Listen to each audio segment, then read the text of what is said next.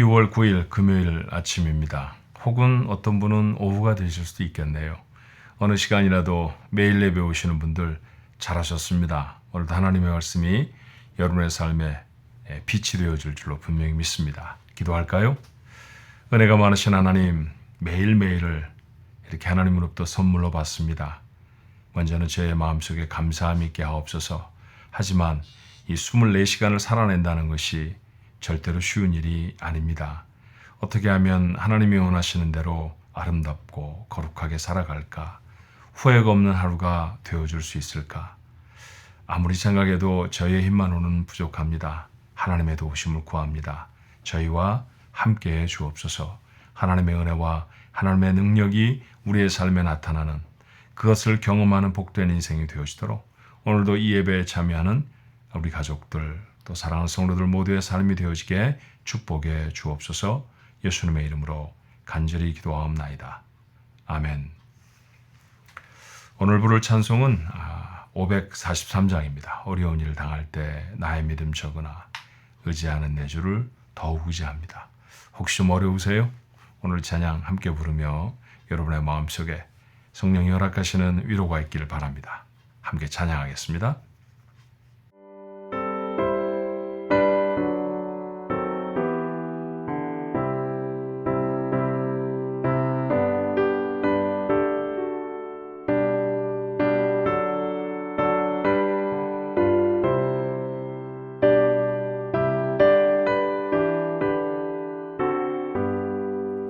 어려운 일 당할 때 나의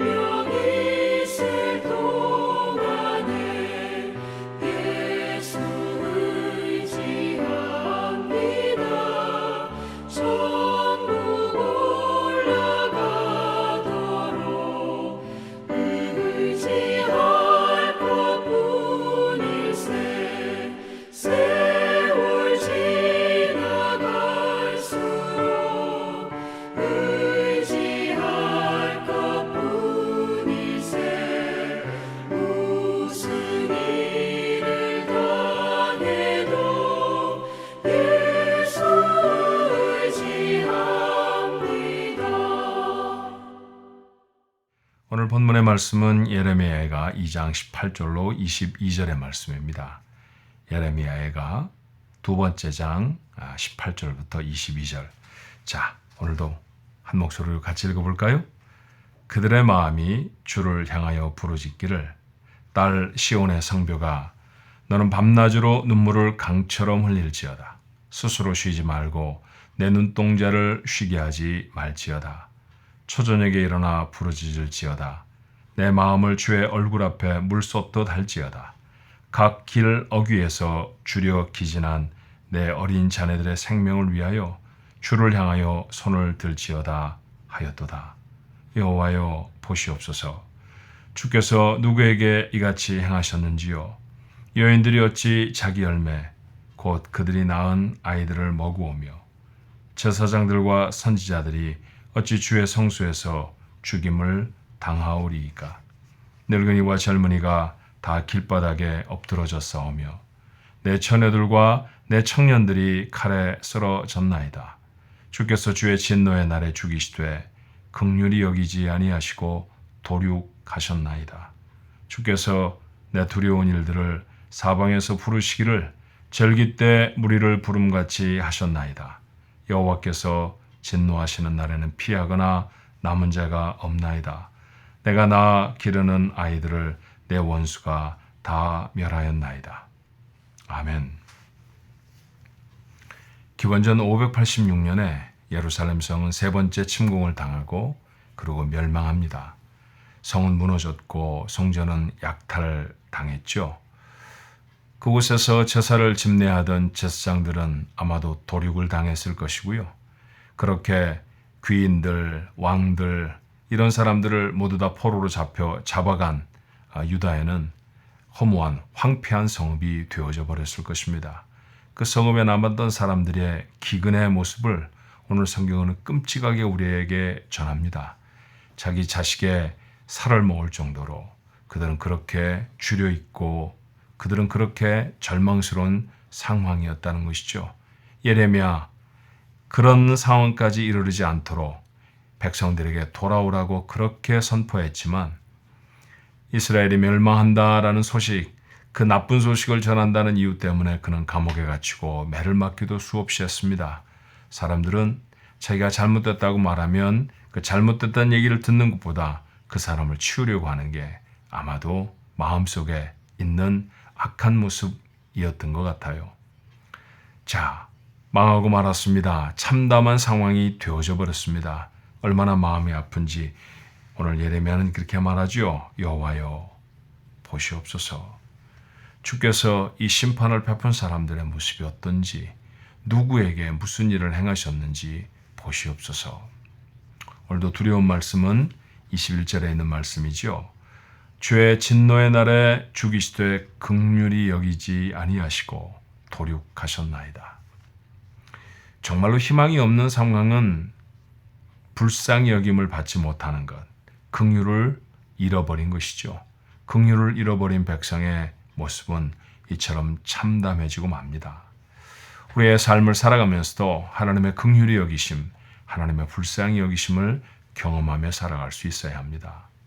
어떻게 하면 하나님의 긍휼히 여기심, 그 불쌍히 여기심을 놓치지 않고 살아갈 수 있을까요? 여러분과 함께 이 말씀을 나누려고 먼저 좀 살펴보았는데 제게 있었던 옛 에피소드 하나가 생각이 났습니다. 여러분 몇몇 분들은 아시고 계시겠지만 저는 얼마 전까지 조그마한 강아지 한 마리를 집에서 키웠었습니다. 아주 영민한 그런 강아지였어요. 자기의 배설물들을 다 자기가 처리할 수 있는, 집안에서는 절대로 실수를 하지 않는 똑똑한 강아지였습니다. 근데 이 아이가 한 번씩 실수를 할 때가 있어요. 저희가 바깥에 나갔다가 들어오는 시간이 좀 늦어져서 그만 이 아이의 생리적인 현상을 처리할 수 있도록 문을 열어주지 못하는 그런 상황이 생기면 그러면 집안에다가 이 소변을 보는 경우가 가끔씩 있었죠. 근데 아마 심통이 났던가 봐요. 이 녀석이 소변을 보는 장소가 꼭 제가 책을 읽는 제 책상 아래였습니다. 멀쩡히 저는 아무것도 모르고 가서 발을 턱 디뎠다가 철퍽하면 깜짝 놀라게 되는, 그러면 누구라도 화가 나지 않겠어요? 그러면 저희도 강아지에게 벌을 주곤 했었습니다. 저희가 강아지에게 잘못을 깨닫게 하려고 준 벌은 무엇이냐 하면요. 그렇게 실내를 한 바로 그곳에 발을 벽에다 붙이고 얼마 동안 세워놓는 것이죠. 그렇게 세워놓으면 사실은 힘듭니다. 근데 얘가 벌인 줄 알아서 내려오질 않아요. 어떤 때는 좀 힘에 붙이면 다리를 벌벌벌 떨기도 합니다. 그러면 안쓰러워서 다음부터 절대 그러면 안 돼. 그리고 내려놓죠. 생각해보면 제가 좀 일찍 들어와서 문을 열어주었으면 그러면 얼마인지 해결할 문제입니다. 제가 잘못한 것도 사실은 없지 않았죠. 그래서 심수궂게 이 아이는 제 책상 밑에 쉬야를 한 거고요. 그런데 억울하지 않았을까 하는 생각이 들었어요. 아니 주인이라고 하면 좀 빨리 들어와서 내 문제를 해결해 주어야 하지 않아? 뭐 그런 억울함이 이 강아지에게는 없었을까. 그리고 벌을 받을 때 억울한 마음에 왜 나를 벌을 주는 거야? 내 주인은 나쁜 사람이야. 그렇게 생각하지는 혹시 않았을까? 그런 생각을 얼핏 해본 적이 있어요. 그런데 말이죠. 벌을 다 받은 다음에 제가 다시 강아지를 얼래고 제게 오라고 손짓을 하면요. 멜름 달려옵니다. 그리고 머리를 막 제 손에 부으면서 그렇게 애교를 부리는 거죠. 그 아이의 머리를 쓰다듬어주면서 그런 생각을 한 적이 있습니다. 사람이 어떤 때에는 이런 미물인 짐승보다 못할 때가 참 많구나. 하나님으로부터 때때로 징벌을 받을 수 있지만 그 징벌에도 불구하고 여전히 하나님께로 돌아가는 것이죠. 하나님께 다시 머리를 들이밀고 하나님께 가까이 하려고 하는 사람. 그가 긍휼을 잃어버리지 않을 수 있지 않겠습니까? 강아지가 무슨 잘못을 했는지 사실 애교를 부리는 동안에 다 잊어버리고 맙니다. 하나님도 어쩜 그러시지 않을까요? 우리는 부족하고 연약한 사람들이라 때때로 범죄하게 되지만 그러나 그럼에도 불구하고 우리의 삶 속에 났던 어려움에도 그리고 힘든 상황에도 하나님 앞에 다시 나아가 그 하나님을 찬송하고 예배하고 그 하나님 앞에 기도한다고 하면 그렇게 하나님 앞에 가까이 간다고 하면 하나님도 우리의 해묵은 죄를 다 용서하시고 기억조차 하지 않으시지 않겠나 그런 생각이 들었었습니다. 오늘 예레미야는 이스라엘 백성에게 그래서 촉구하지요. 하나님의 긍휼을 잃어버리지 않을 수 있는 방법, 기도였습니다. 18절로 19절의 말씀은 기도를 촉구하는 말씀이에요. 다시 읽어볼까요? 그들의 마음이 주를 향하여 부르짖기를 딸 시온의 성벽아 너는 밤낮으로 눈물을 강처럼 흘릴지어다. 스스로 쉬지 말고 내 눈동자를 쉬게 하지 말지어다. 초저녁에 일어나 부르짖을지어다. 내 마음을 주의 얼굴 앞에 물 쏟듯 할지어다. 각 길 어귀에서 주려 기진한 내 어린 자녀들의 생명을 위하여 주를 향하여 손을 들지어다. 오늘 이 시대를 살아가는 우리가 들어야 할 말씀 아니겠습니까? 사랑하는 조항가족 여러분, 오늘 이 매일 예배에 참여하는 사랑하는 성도 여러분, 우리도 하나님을 향하여 부르짖기를 멈추지 않아야 할 것입니다. 눈물을 눈에서 강처럼 흘러내리며 우리의 놓여져 있는 참담한 환경을 놓고 기도해야 하고 우리의 자녀들을 놓고 기도해야 하며 전 세계 분쟁의 지역들, 그 답답하고 해결되지 않을 것 같은 전쟁의 모습들을 가슴에 끌어안고 우리 하나님 앞에 기도해야 할 것입니다. 해결되지 않은 자연적인 재해 앞에 절망하고 무너져버린 사람들을 불쌍히 여기며 그들을 위해 하나님 앞에 간구하는 자가 되어져야 할 것입니다. 오늘 그 기도가 우리에게 살아있다고 하면 하나님의 긍휼히 여기심은 결코 잃어버리지 않게 될 것입니다. 오늘 한 날을 살아가며 그렇게 기도에 힘쓰는 하루가 됐으면 좋겠습니다. 하나님 앞에 우리의 삶의 문제를 아뢰을 뿐만 아니라 우리가 맞닥뜨리고 우리가 알게 된 세상의 모든 사건들, 그 문제와 어려움들, 그런 것들도 마음에 담고 입술에 담아 우리 하나님 앞에 간구하고 부르짖는 여러분의 그 기도가 하나님 나라에 상달되는 놀라운 역사가 오늘 한 날 여러분 모두의 삶에 일어날 수 있게 되기를 주님의 이름으로 축원합니다. 기도하십시다. 은혜와 사랑이 많으신 하나님, 어려운 일을 당하면 불평하고 원망하는 것은 참 잘합니다만 더 하나님 앞에 나아가 기도하는 일은 잊을 때가 얼마나 많은지 모릅니다.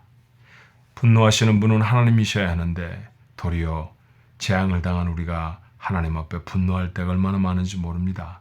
스스로 겸비해 돌아보아야 할 때인 줄로 믿습니다. 어려운 시절을 지나가면 그저 말로만 어렵다 할 것이 아니라 그 어려움을 통해 하나님 앞에 나아가야 할 길들을 찾게 하여 주시옵소서. 하나님, 오늘 예레미야가 이스라엘 백성에게 다시금 기도를 촉구한 것처럼 하나님, 우리의 눈에서도 눈물이 흐르게 하여 주시옵시고 우리의 가슴을 치며 하나님 앞에 나가 기도할 수 있게 하옵소서.